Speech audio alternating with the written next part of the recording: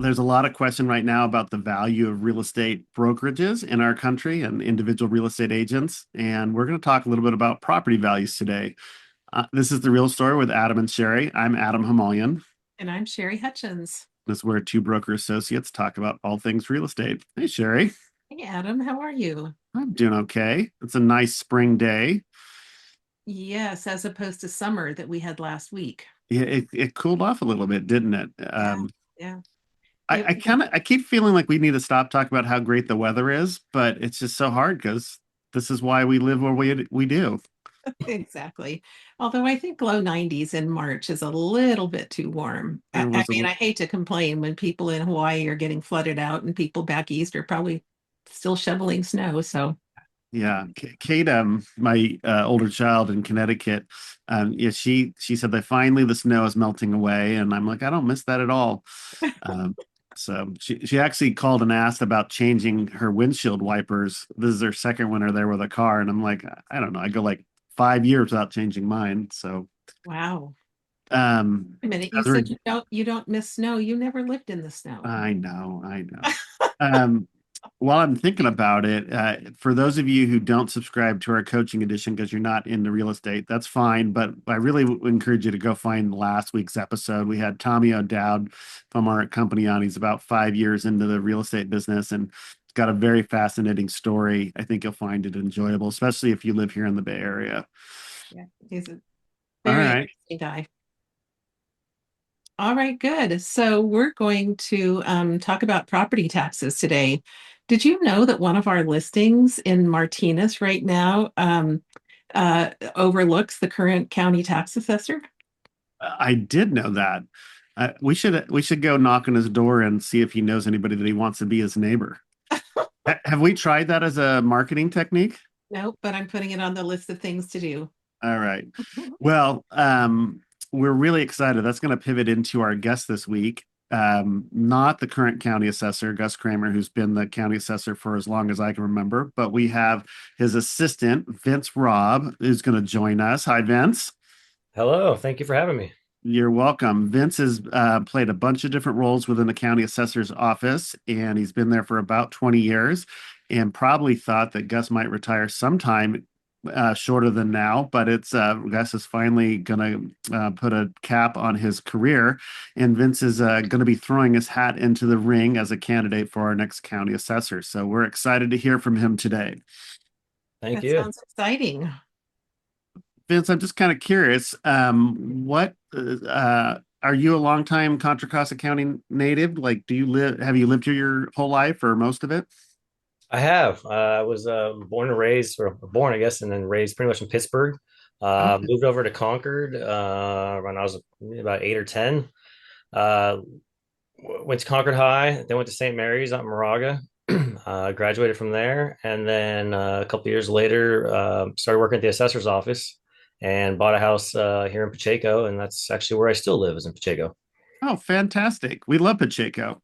Yeah, I do too. Low taxes. It's a it's kind of this little hidden neighborhood that people don't recognize. It's I guess bordered by Martinez. Is it surrounded by Martinez, or does Pleasant Hill come all the way over? Pleasant Hill comes all the way over right by the casino and the Taco Okay. Bell. And Martinez is behind us, and Concord's in front of us. And Yeah.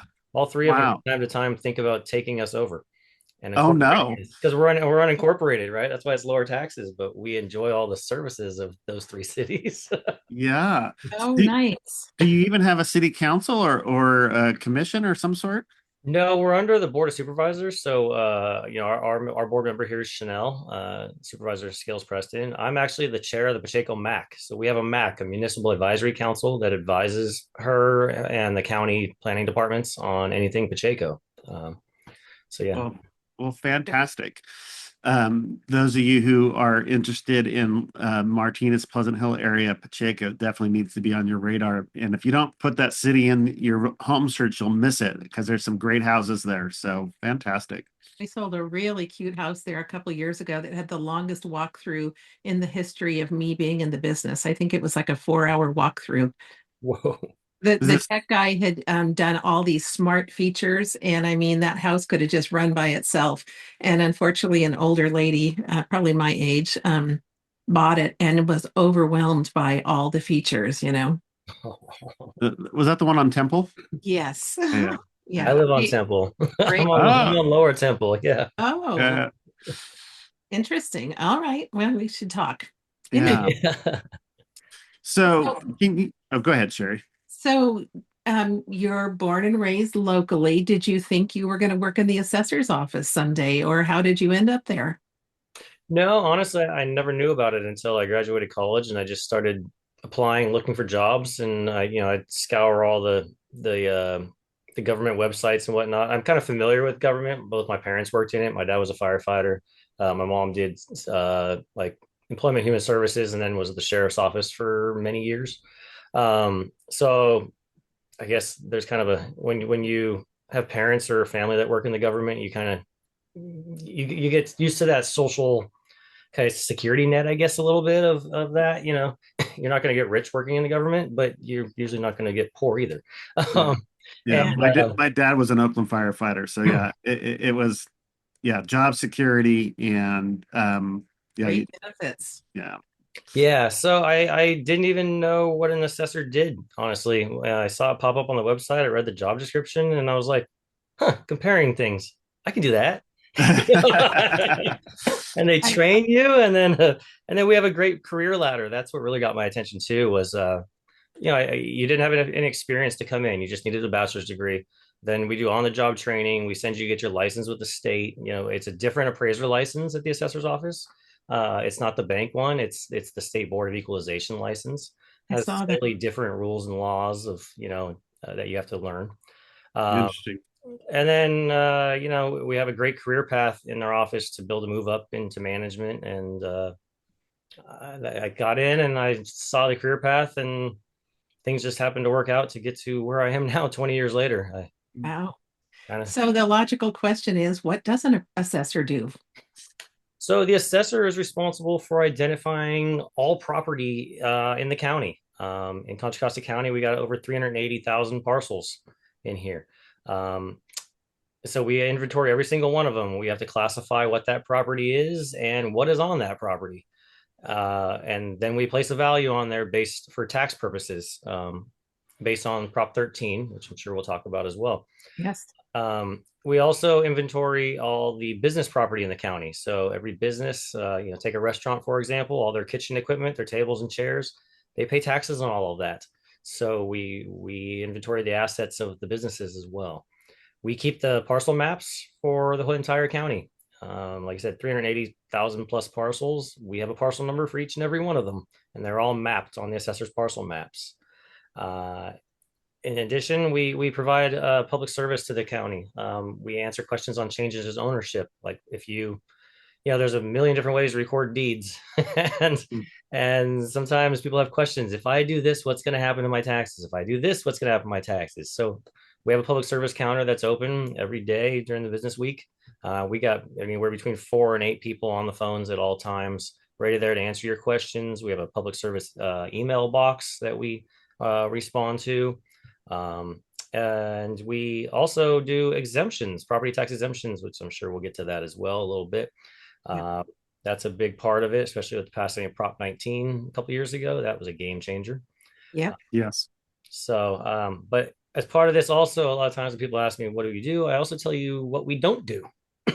Okay. The Okay. assessor's office does not do tax bills. We do not send out the bills. We do not collect the taxes. We do not set tax rates, and we do not establish property tax laws. The voters and the legislature do the laws, tax bills, and anything having to do with collecting them all goes to the tax collector's office. What we actually do is we do the valuation that is in the top right corner of your tax bill, and that is the only part that we're responsible for. We then send that value over to the auditor controller's office, who calculates the taxes and adds on all those special assessments on the left box, which the assessor's office has nothing to do with those special assessments on that left box. That's why we asked a couple years ago to have the phone numbers for those districts put on the tax bill so people can call them. and, Yeah. and then the auditor sends it to the tax collector's office. That's who issues the bills and collects the taxes.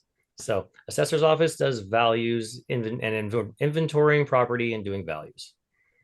Well, let's take a short detour here because that's really helpful. So when I don't know how often our listeners look at their property tax bill, but there's two columns as you indicated, and one is an ad valorem, which I assume is Latin for of value. So those are based, I assume, and it's okay for you to tell me I'm asking the wrong person, but as a percentage of the assessed value, and then the other one is a per parcel.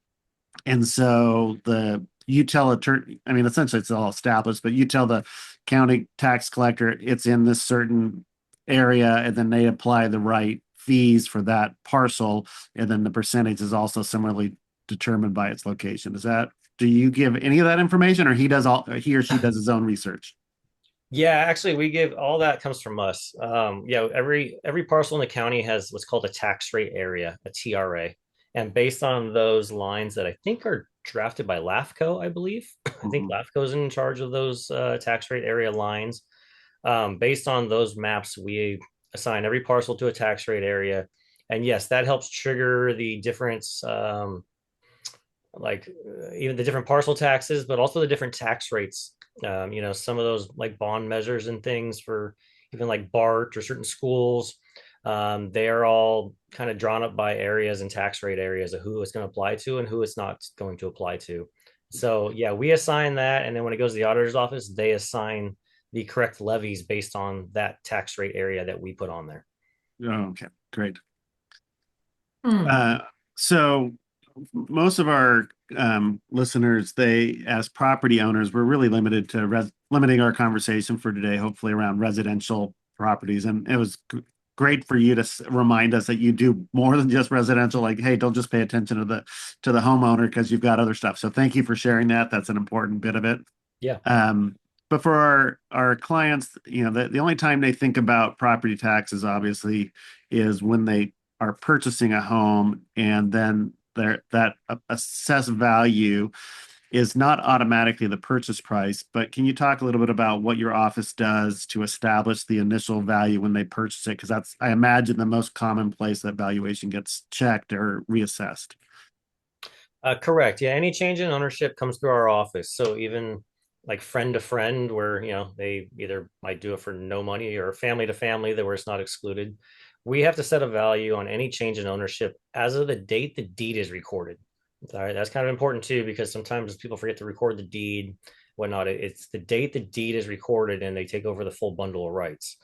Um, Majority of the time, if it's an open market sales price where anybody could have bid on it and it was negotiated and everything was transparent, that all parties knew what was going on with the property, majority of the time that reported price that gets reported to our office is what becomes their initial base year value for property tax purposes.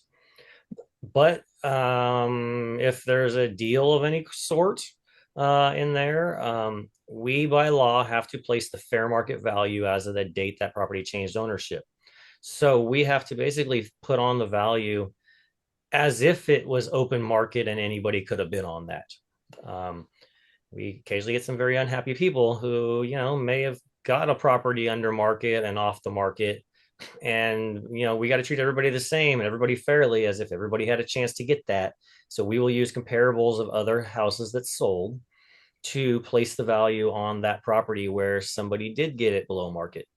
And then we explain it to them that the law says fair market value. It doesn't matter what you report to us, we still have to vet that. So that's why we have an appraisal staff of about 50 plus or minus 50 appraisers, and that's what they do. They review every single one that comes in addition to new construction and other things, which we can get to. But yes, that becomes their base, and that becomes what is called their Prop 13 base. Everybody has Prop 13.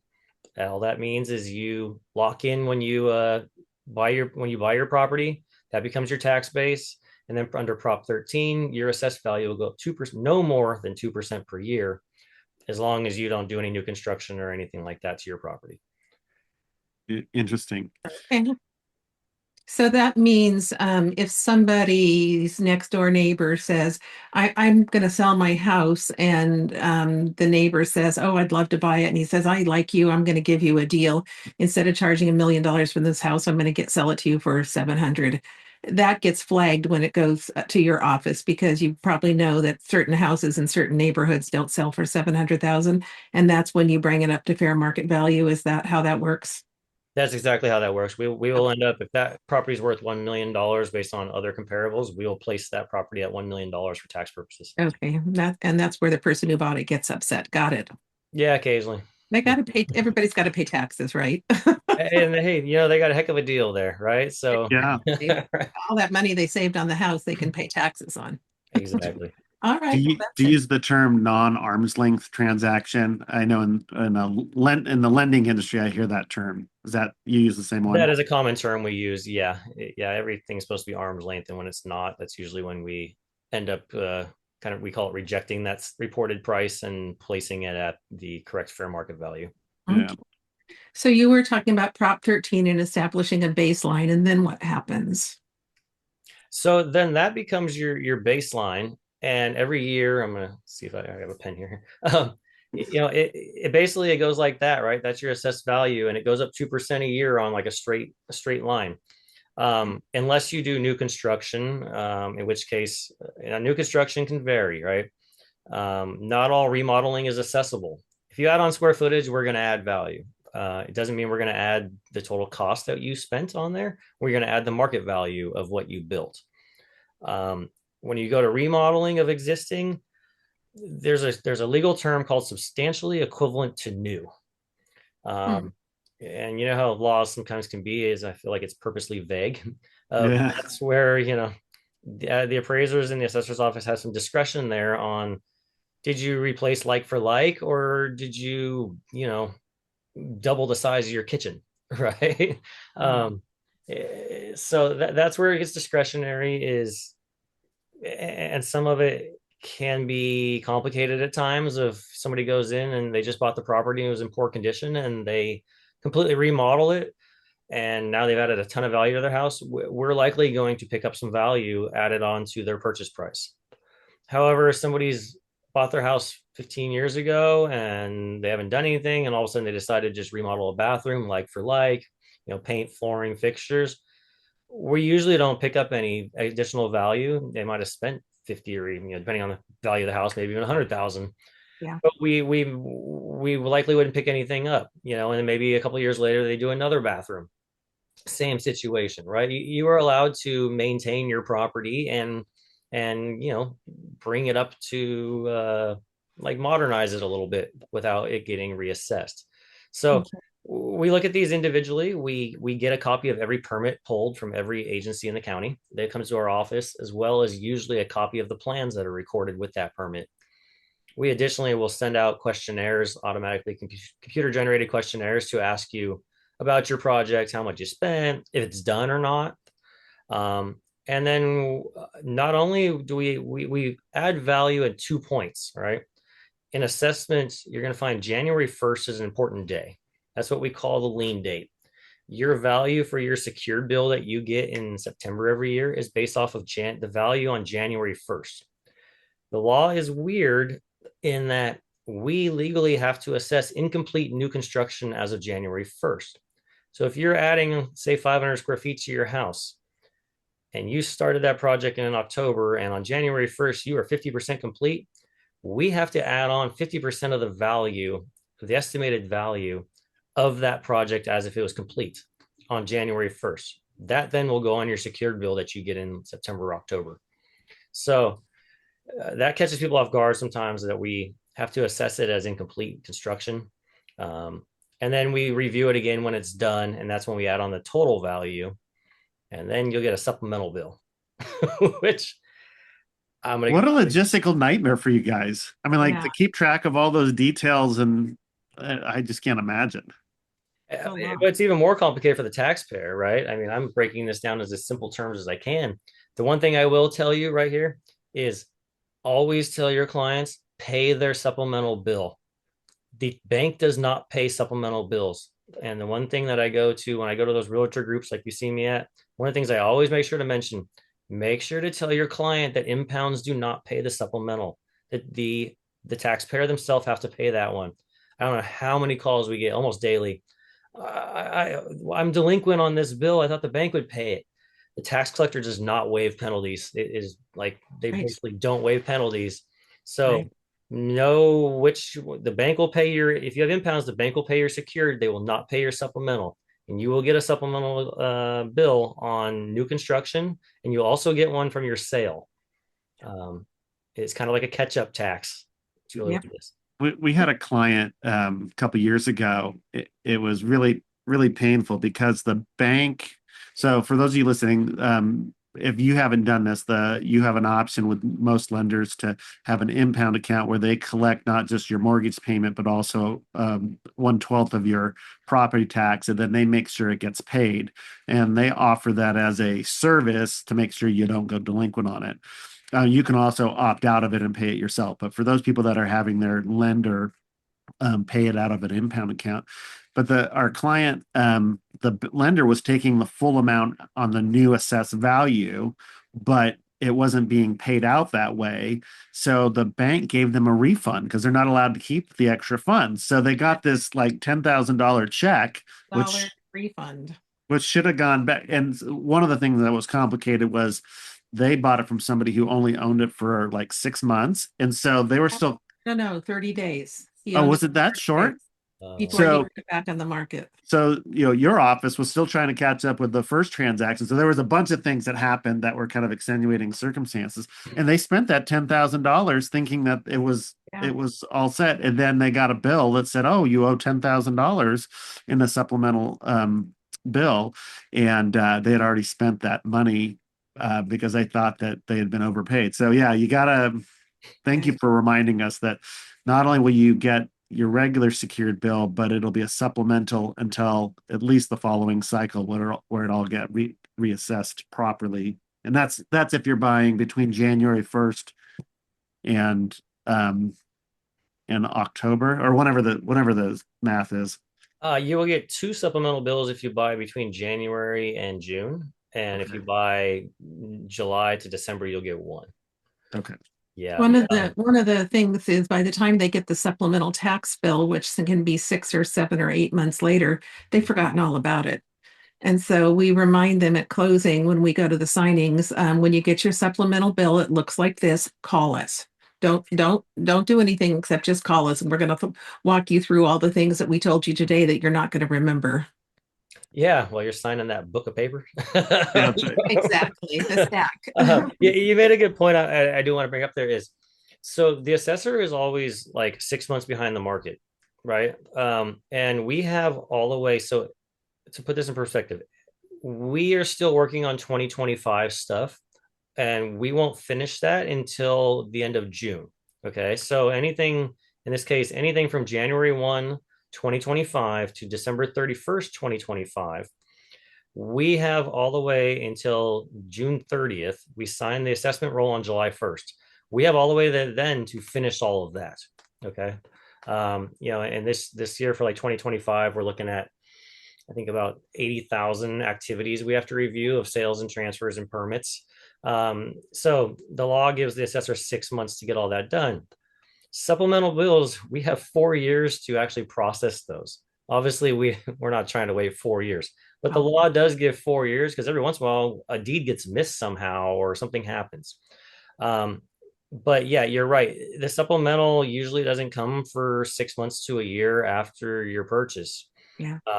Which as long as people know that, they're all right with it, because when you first go into buying a home, as you know, you're out of pocket quite a bit of cash for down payment and all. So Yeah. people don't usually complain if their supplemental bill is not coming anytime soon.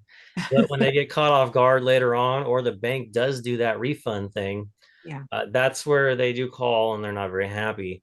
Yeah. So yeah, the more educating you all can do on the realtor side with that, I educate that everywhere I go. The more that helps of like, yeah, if when it comes to your taxes, you are going to eventually pay them. Don't think it's going to be escaped, because Yeah. the law does allow 4 years to clean up anything that happens to fall through the cracks, and Yeah. we do our best. But yeah, we are always 6 months or so behind the market. We don't make the market. We don't we follow the market. You know. Yeah. So go ahead. No, you go ahead. I insist. So one of the scenarios that comes up for our clients is one spouse dies, and you're not asking for tax advice, but what happens to valuations if it's I mean, we could talk about if it's in a trust or not, but let's just say they hold it as a married couple, as individuals. Does it does it automatically get reassessed? Does it not happen until both spouses die? How does, if somebody wanted to take advantage of a stepped up value on half the property, do you help? I mean, like, do you play any role in that? In regards to the stepped up value, and that's all income tax purposes, we don't play any roles in any of that. Um, if they're married or registered domestic partners and one dies, they just need to notify our office, and then we just take the one that's deceased off title, and it moves right on over to community property state. So um, they just stay on title just themselves, and there's no reassessment at that time. So the Okay. valuation stays on that 2% growth Prop 13 Yes. limitations. Okay. Yeah, nothing changes. That's a it's a I think they call it like I want to say marital exclusion or something like that. Same Okay. Mhm. same thing happens like when you get divorced and you take the one off. Usually, as long as it's part of the whole settlement package, and they usually are able to come off without it getting reassessed as well. Um, so, We might revisit that when we get to Prop 19 because we have some experience with that. Sherry, you were going to ask a question. I interrupted you. Yeah, going back to you getting copies of permits so that you know when people are making improvements to their property. Many times we get a disclosure packet from a seller that says that, oh yeah, they added such and such on it. It's unpermitted, but it was done to code. And so there's no way you guys know that they've done any improvements and maybe even added a bathroom. Who knows what they've done? People do all kinds of things without permits. And there's no way that, is there any way for you to ever find out about that besides a neighbor complaining about it? yes and no. So our appraisers are out in the field, like driving around neighborhoods. They're looking at these things. So sometimes they'll see new construction happening and they may stop and pick it up. Especially additions are obviously easier. Somebody adds a bathroom inside of their house, and it's really hard to see that. So what we do a lot of times is you all as realtors are kind of our first set of eyes. A lot of times we look at all the listings, we look at the pictures, we look at what you write, and we compare that to what we have, and so that starts triggering us to be like, wait, it looks like a bathroom got added, or they're listing a different kind of square footage than what we have on the public record. Mhm. And if we find out about it after it's sold, we legally can go back if we can pinpoint as to when they did it. We can legally go back and like assess that missed construction if we're able to get enough information. But by then, usually the owner is long gone. Yeah, I'm not saying doing things without permits. You should always do things with permits, but right. we update the public record at that time with the sale. We include it all in the sale price, so that way when we go to use that comparable that sale as a comparable for other ones, we have the reflecting the correct characteristics and quality and condition of the property. Okay, that Um, makes sense. and that's one thing too, that I want to mention for you all as realtors is, as part of your things so that your transaction doesn't get held up, which I'm sure you've had or heard stories of that now. Make sure that the public record is reflecting what is there on the property, because otherwise sometimes we have the issue sometimes where the appraisal won't come in, or the loan won't fund because there's a discrepancy in the records. It's usually a larger one, and people will call us like, you guys are hanging up our transactions, like we weren't aware there was an issue. Right, half the time we don't even know, like we're not exactly watching listings, right? We're processing stuff that's already sold and all that. We pay attention to the market, but we're not actively like comparing the listing stuff to our records until the sale happens, and then we look at it then. So for all you realtors out there, if you come across a property, make sure you're checking our public records first, that it's matching what you're seeing out there. If not, contact our office then so we can get it all squared away before you even get into trying to close your deal. So what we typically do is we say public records or square footage does not match public records, buyer to investigate, but really we should pick up the phone and call you and get it corrected. That would usually be one. Yeah, that would be the smart idea of, because sometimes like your appraiser has to go off the public record, and if there's too much of a discrepancy there, your appraisal might not pop right? They might do it off public record and not what is actually there. Or the appraiser will make a note that it's not matching. This is not what's there. And sometimes your underwriters start getting a little weary. And Mhm. I've had it where they've held up the loan and people are afraid it's not going to close. So yes, I would contact our office and get it straightened out. I mean, especially if it's a bedroom or something, bathroom count. Bedrooms are a little funky because a lot of people think that there's a requirement of a closet to be considered a bedroom. That's actually not a legal requirement. Um, Interesting. yeah, you think like the older houses, in older areas, they don't have closets. It's kind of so it just it cannot be a pass through. You can't pass through it into another room, and you have to have, I believe, like they call it like a big enough window that a firefighter can fit through. It's like a Okay. 4.60 window or something. Those are Yeah. the two main legal requirements. I believe it has to have a door as well. So it has to have a door, can't be a pass Heat. through, and has to Just have an egress. heat in egress and a And closet is what we were told, but it doesn't have yeah, a closet. but even central heat, I don't think it has to have some type of heat source, I believe, right? Okay. So for us, we're not as worried about the heat as much as it has to have like a door, can't be a pass through, and has to have an egress window. Yeah, a long time it used to be if it had to have a closet, but that has since changed. That Oh, good to not a know. requirement to be a bedroom. We just saw a house that had a fourth bedroom that was not in public records, but you had to walk through that bedroom to get to the door to go out to the garage. So that was not a bedroom. There's the pass through. Yeah. Yeah. And That's- the public records had it as 3. The realtor had it as 4. Yeah. Yeah, and you're going to see that, and Yeah. for listing purposes, as long as you're disclosing that, people might still use that as a bedroom. Actually, there's some over here in Pacheco, in the 1950s section that I think the access to the garage is in the master bedroom. I think. Yeah, we've seen that too. Gus used to say that Primary you all bedroom. were looking at Google satellite images and comparing it, and that's how he was catching people doing additions without permits. So I'm not going to let you. I mean, you can answer if that's how the secret sauce is over at your office or how you're policing it. I kind of felt like maybe he was stretching the truth a little bit, but I can imagine if you're researching a specific property that might be a tool you use.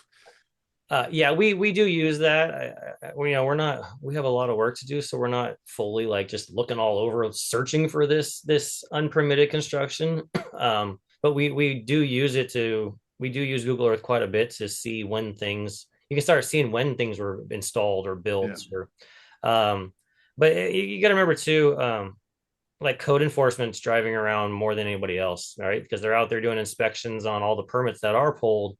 They see a porta potty in front of somebody's house, they know something's going on. So Right. Yeah. that's usually the dead giveaway. Yeah. And That's so great. they usually catch it. And we sometimes don't like to jump the gun on them because if we go in there, we can legally assess unpermitted construction. Okay. You don't need to have a permit for us to assess it. But if code enforcement finds out and they make you tear it out or tear down that addition, we don't want to be like assessing it and then having to unassess it, Yeah. right? So sometimes, and we're also not in the business of turning them into code enforcement. Right. Right. So we walk that line there of like we might inquire of, hey, is there a permit that we missed for this? And that probably indirectly tips them off to go look. Mhm. But so we're not trying to be the bad guy, but we again have to assess everybody fairly and do it based on the law. Right. You mentioned earlier, so we've been talking about how you assess value. You mentioned earlier about a homeowner exemption. That always seems a little bit like a joke to me when I see the dollar amount, but can you explain the homeowner exemption? Yeah. $7,000. I was talking about this with somebody this morning too. Yeah, so the homeowner exemption is if you live in your property and you can only have one in the entire state of California, and they have a database that we have to report to on this, but you get a $7,000 value exemption, which comes out to about $75 a year. Now, Adam's laughing at this because under Prop 13, which was passed in 1978, that capped your tax base from going up more than 2% per year, unless you did like new construction or something. Uh, However, they put in the homeowners exemption back then. I think it might have been a couple of years later, I believe like 82, and they put it at $7,000. But they didn't put an inflator on that. So it's been $7,000 for like 40 years. That's one thing that I feel personally. I don't usually say my personal things, but personally, I feel like that should have been going up 2% a year. Right? I mean, Nobody something. thought of it. I mean, in Yeah. 1980, 7,000 could have been 10% of your home value. And Or now it's more. like, right, yeah. But now it's, Closing costs. it's Uh, not even Yeah. that. Yeah. I have a question about Prop 19. We are big fans of Prop 19. We did a podcast on it a couple of weeks ago, and many times we will talk to our clients about it who are eligible for it, and they have no clue. Yet, last couple times that I've gone into Safeway or Whole Foods, there's people out front that want me to sign a petition to get rid of Prop 19. Why would we want to get rid of Prop 19? And is that really what they're doing? Let me ask you this. What parts of Prop 19 do you like? So Prop 19 finally had two parts to it. Yeah, we like the part where our older clients can sell their home and take their tax base with them. Oftentimes they're going into what might be their last home and they're on a fixed income, maybe not a very high income, and they can afford to buy a house, but they can't afford to take on 10 or $12,000 a year in property taxes if they've been paying two. So that's what we like about it. I mean, we know that there's things grandparent to grandchild and other kinds of benefits to it, but it's mostly for our older clients. Do you want to add something to that, Adam? Yeah, and I think there's a couple of values to that. Obviously, there's a value to the individual who even just wants to downsize from a four-bedroom, two-story house to even a small condo, right? That even that can be prohibited depending upon where they're going.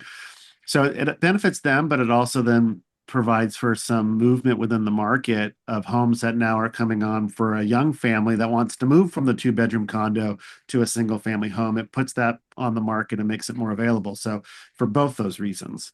Yeah, unfortunately, it doesn't address capital gains and gains taxes, and our clients get those two things mixed up all the time. Property taxes and capital gains, they don't get it. But anyway, yeah. Have you seen those people trying to get you to sign a petition? I have seen them out there, and it's not for that part. Okay. So people love that part. That's why it did get approved. They love that, and we're a big fan of it too. They love that now you can transfer your base between counties, right? You used to not be able to move into Contra Costa County and bring Yeah. your tax base from Alameda or San There Francisco. were only 6 counties that participated, right? Correct. So that's great, right? The other part of that whole base transfer is I don't know if you remember under Prop 60, you could only buy down. Yes. You could not buy up, right? I, Right. And it's good that they fixed that because it, when that Prop 60 went in was so that you would leave the bigger house and go to the smaller house so the families could take the bigger house. However, it didn't factor into the count of like where that smaller house might be, right? You move from let's say Antioch to and you have say you have a big 3,000 square foot house in Antioch and you want to downsize to a two-bedroom condo or something in San Ramon or Danville. That little two-bedroom in Danville might cost more than that big house in Antioch. yeah, You are not allowed to transfer your tax base to Danville, yeah, right? Now right. you can, and we'll just add on the difference in the value onto your tax base. But Yeah, you still have a reduced tax base. You're not going all the way up to what you pay for the house in Danville. right. Those are the great parts, and everybody's happy about that. It was part two of that Prop 19 that I don't think all the voters fully read and understood. That really changed the parent to child transfer. And you mentioned grandparent or grandchild, but Yeah. that grandparent to grandchild is pretty rare. But parent to child, especially when parents are passing away, that was a game changer. Not only did it limit which properties you could do it on, so you used to be able to do it on basically all the residential property and up to $1 million of other property, even on commercial property. It got rid of all the other property.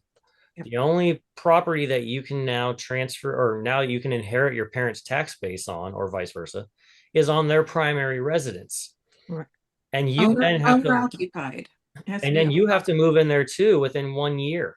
right. So, if your parents have a house and say, they say they pass away just for simplification, and you want to keep their tax base on that house, you have to move in there within 1 year and put a homeowner's exemption on that property. Yeah. Then you file the Prop 19 application. Right. Here's where it gets complicated. You only though get $1 million of an exemption on that property. And that goes up every year a little bit based on the CPI, I believe. Like right now, it's like a little over 1,050,000, I think, because we're on year 4. So Okay. every year it's a different number. So you don't know what your total exemption amount is going to be. We have to recalculate them all each time every year now. Um, and so so we have to add on to the parent's value because you only get a like plus or minus like about $1 million exemption. Here's the other kicker. You ever move out of that house? We have to restore the base as if you never moved in. So we have to determine what the market value is of the house as of the date your parents passed away. We keep that behind the scenes now while you live in the house with your Prop 19. And if you ever move out and decide to like rent it, we then have to restore where you should have been assessed uh as if you never moved in. Yeah.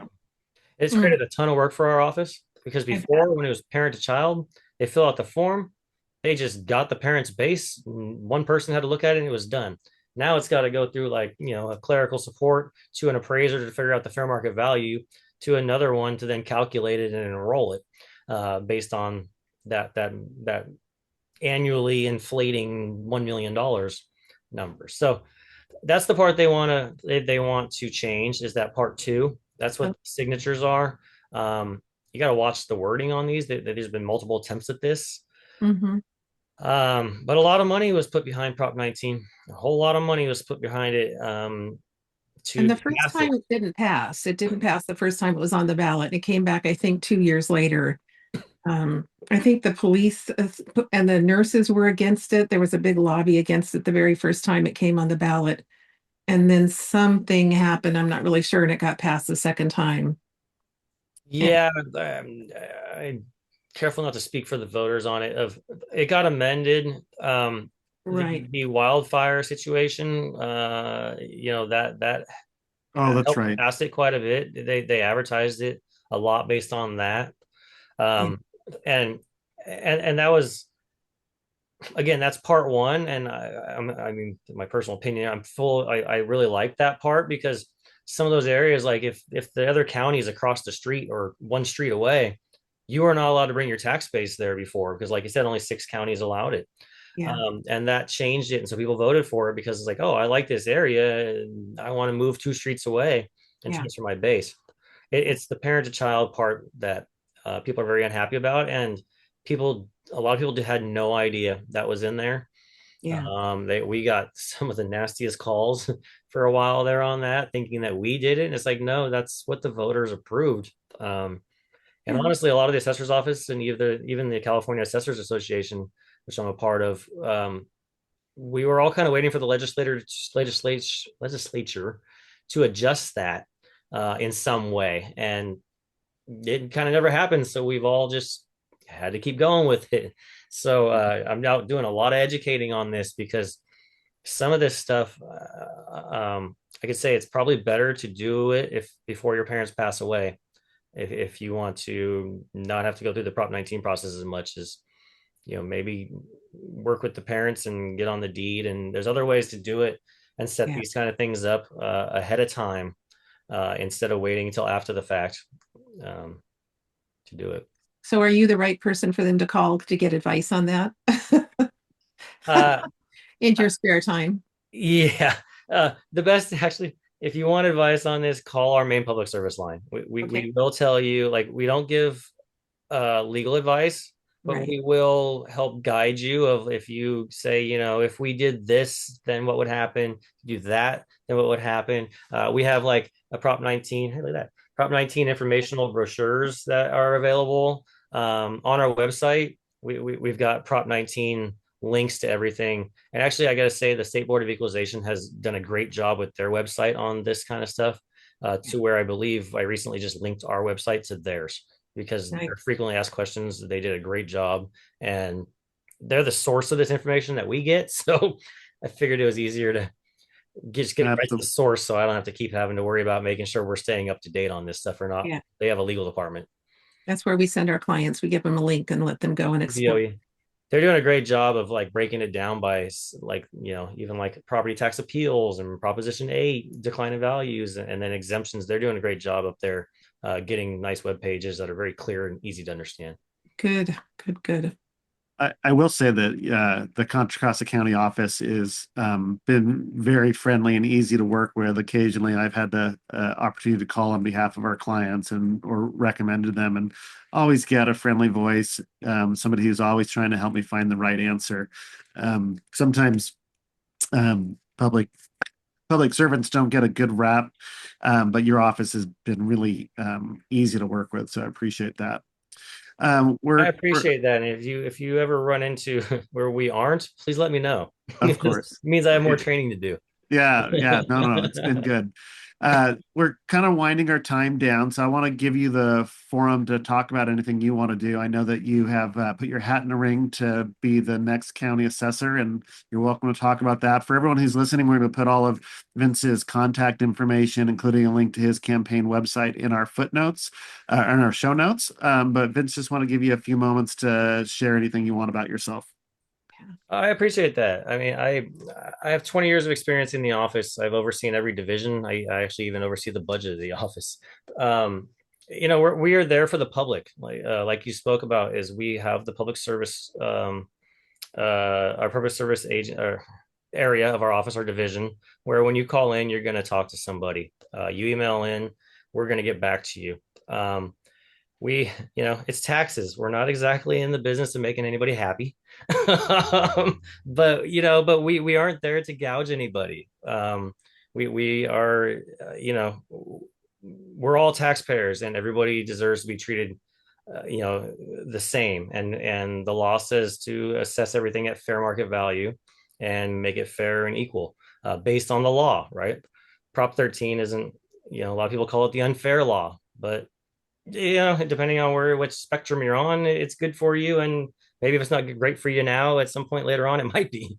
And Yeah. so that's kind of how that works.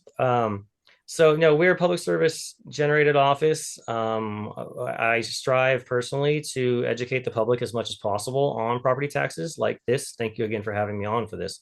The more people we can educate, actually, the easier it makes our job, because they understand it, right? You guys, like you said in the beginning, a lot of your questions when you get to the very end is the property tax thing, and that's the scary part, and that's nobody wants to get in trouble with their taxes, right? Um, Same time, people are a little hesitant, and I don't want to say afraid, but hesitant to call the government. We're there to explain things to you. Like I said, you might not get the answer you're hoping for, but we're going to tell you why that's the answer and what the law is. We don't want to fight, right? It's I and my staff don't get paid any more, or less, depending on what value we put on your property, but we're not going to break the law for you. We all have families and things to take care of, and we're just doing our job. So with that said, we went through an audit about a year ago, by the state. The state board audits us every 5 years. Used to be 4, now it's 5. And we ended up with a 99.78% accuracy ratio on our Yeah. assessments. Less than a half of a percent, it's almost like a quarter of a percent of the parcels in the county even get appealed. On that note, we would rather you call us and we will do a free review of your assessed value and discuss it with you. Then you go pay the fee to file a formal appeal at the Assessment Appeals Board. That is not part of the assessor's office. If you file an appeal at the Assessment Appeals Board, that's like going to court. You will have to have an appraisal. You're going to have to present a case. Our staff is going to go over there, and we are going to cross-examine your case and present ours as well. It's not really a great experience if you don't know what you're doing. You're better off working with our office. It's a lot less paperwork. And additionally, when you file an appeal over the Assessment Appeals Board, they have the final say on whether to approve the value. So even if you and the assessor's office come to a tentative agreement on a value, it's a recommendation to the appeals board of whether they accept that or not. Usually they do, but every once in a while they don't. So, we're running out of time here. I don't know how much you want me to go into about me, but I've overseen everything. I feel like I'm the best candidate. My two opponents don't have any appraiser licenses, no real estate, no professional real estate background.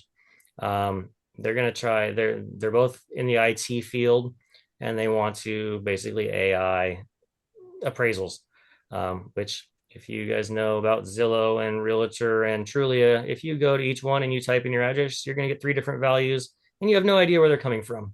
And as the Exactly. assessor's office, we have to be able to tell you exactly how your value is calculated. So Yikes. that's Yeah, we don't. experience. I hope comes through on June 2nd. Yeah. June We, 2nd. we Everybody. have very strong opinions against automated value modeling. So yeah, we for the reasons why you just said. So anyway, Vince, thank you so much. Sherry, any last comments before we sign off? Oh, this has been really great. Thank you, Vince. I thought I knew a lot about taxes, but I learned a lot today as well. So thank you. Oh, you're I welcome. And please reach out anytime. Yeah, that's why we're we here. we will. I feel like we could go for another half hour at least, but I appreciate your time today. Our audience appreciates your time, and we look forward to seeing what happens in June and Yes. into the future. All Good. right, everybody. If you Get like my to, name up here. yeah, that's right. That's right. Yeah, yeah. If you all liked our this episode, be sure to like and subscribe. Recommend this episode to your friends and family. Also, if you're interested in being a real estate agent, check out our other podcast, The Real Story Coaching Edition. All right, that's it. Dorothy was right. There's no place like home. Bye, everybody.